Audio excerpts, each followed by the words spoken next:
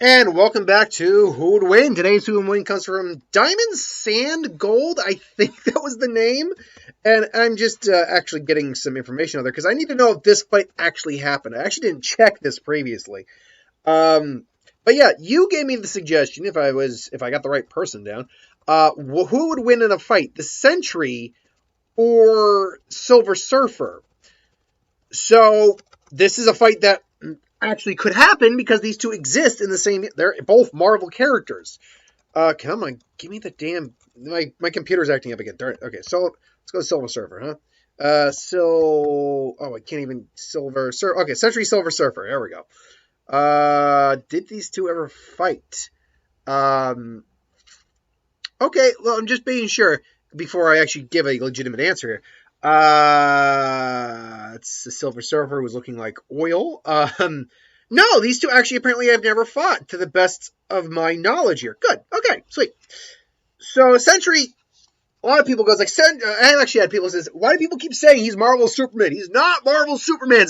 Okay, first off, there are multiple characters that are Marvel Superman. Hyperion, Gladiator, Sentry.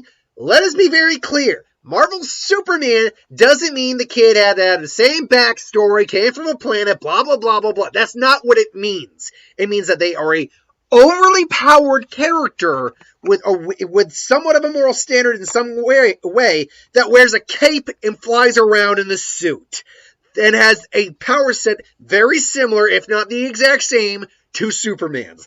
That's what being Marvel Superman means. It just bugs me when people would say, he's not Marvel Superman. It's like, yeah, he is. He's one of Marvel Superman. Because Marvel, oddly enough, has a lot of characters that are basically Superman ripoffs. Sentry being one of them. Now, he's very different from Superman. In fact, he is kind of a Superman equivalent in Marvel, he's still very, almost like a polar opposite to Superman. I can't actually remember the character's actual name, who became Sentry. And Sentry's origin has changed bits and pieces here and there. Robert Reynolds. It depends on how you go with it, but like the base explanation for Sentry is that he was a guy who was given a type of super soldier serum that gave him the power of, I believe, 1,000,000 exploding suns. Something like that, which... he's absolutely nuts. Even Superman can't survive 1,000,000 exploding suns to the face. But he technically. But he is basically, like I said, Marvel Superman. He has all the basic abilities that Superman has. He has invulnerability, super strength, super speed, light speed, flight, energy vision. But he's also got a laundry list of other abilities as well. He has matter manipulation on par with someone like Molecule Man, although it's an ability he doesn't usually use very often. He can teleport, if I'm not mistaken. He actually has an energy field around him, which enables him to basically not have actual physical contact with someone, which is how he was able to be in a relationship with Rogue, of all people. He is... I'm trying to remember some of his other abilities right off the top of my head. I don't believe he's magically based, but he is capable of feats that, most Superman-like characters would be. Wrecking Shot went to toe-to-toe World Breaker Hulk and fought him to a draw. But he is also a very flawed character, which is why he's far more interesting to me than Superman. I don't know if we're ever going to get this character in the MCU, because this is like a oh boy character. Like they bring Sentry into the Marvel MCU. I don't know who they bring in to oppose him. Because, we will be getting a Galactus at some point. We have no Celestials out there. They're actually kind of being antagonistic at the moment. No, Kang's going to be at least around for a little bit. We know magic is a big thing. Wanda may or may not be a villain. Doctor Strange variant may or may not be a villain. There's going to be a Galactus at some point. We may even see a Living Tribunal. Who knows? But the problem here is that within Marvel's comics, Sentry, when he is all out, is kind of nigh unstoppable. He had to decide to die. He had to decide that he wanted to be killed in order to be killed. Which could make for an amazing story arc for a character in a movie like that. Where, he's so overpowered, he's struggling with so much, and ultimately he decides that the best way to save everyone, not just from the villain, but from the evil inside him, which we'll talk about the Void in a second, is to let whoever, like Thor maybe comes in, and they do, because Thor's killed them before, and let Thor just take him out. But he came back too, so that could be a great story. That really could in the movie. I'd love to see something like that get brought up in the movies. But the thing is, his power wanes due to his confidence, and he's constantly struggling with the darkness in him that is an entity known as the Void. Now, the Void, it's not really the Void is very hard to describe. The best description I have here is that the Void is a black and destructive entity that bonded to Robert Reynolds when he became Sentry and acts as a counterforce and embodiment of his negative aspects. It is more of a force than a person, but can take any shape it chooses. While talking to and teasing Sentry, it normally uses human form. It's capable of destroying the Earth, if not the entire universe. Robert fights a constant inner battle to keep the Void at bay, and it comes into being every time he uses his powers. It's his eternal nemesis, born from his own psyche. The Void, especially if it possesses Sentry, because it has done that and can do that, the Void is so overly powerful that at one point it took the combined might of the X-Men, S.H.I.E.L.D., Avengers, and Asgard, which it blew up pretty much, to try to take this thing on. Void possesses similar matter manipulation to Sentry, because he pretty much has all the Sentry's abilities, more or less. The Void, for all intents and purposes, cannot be or ever be truly die, as long as even long after being hurled into somebody or Robert, and later being killed by a bolt of lightning from thunder. The dark aspect of the Sentry cannot expire in any sense, coming into existence in alternate. It even left the chronically dying or regenerating body of its host while trapped in the sun. It has warp speed. Literally, it can just move basically with just a thought. Superhuman stamina, reflexes, senses, nigh invulnerability, psionic capabilities. It is telepathic. That's right. I forgot. Sentry wiped the whole world's mind too. Infinity tendrils. It can create deadly infinity tendrils. These impale on these tendrils, experience traumatic events from the... Oh God, that's horrifying. Umbra kinesis, control over darkness. Ultimate intangibility. Night augmentation, stronger during the night apparently. Negative zone augmentation, whenever night. And biokinesis, he has a yet untapped capacity to affect organic materials. It is weak to magic, chi, and domination of darkness. The Void, technically being a dark entity and deity, will control over other beings of darkness and bend his will. So, like Void or Null, for example, in theory, can basically put the Void in his place if he had to, because he literally just bitch slapped Sentry around. So if he can do that, he can probably do it to the Void too. The Void is messed up powerful, like seriously, which is why I'm like, well, I would love to see Sentry and the Void in the MCU. How the hell do you do that? So I would love to see it. I don't know if it's going to happen. Granted, we are clearly upping the power scale in the MCU quite a bit with the Celestials, so who knows? But yeah, that's Sentry. Silver Surfer is not as interesting, but he was a member of a race that Galactus was going to wipe out to feed, but he instead chose to become his herald to save the woman he loved. Very sweet, very touching, la la la, blah blah blah. So yeah, he basically became his herald. Now, as his herald, Norrin Rad, as he's known as the herald of Galactus, he is very freaking powerful.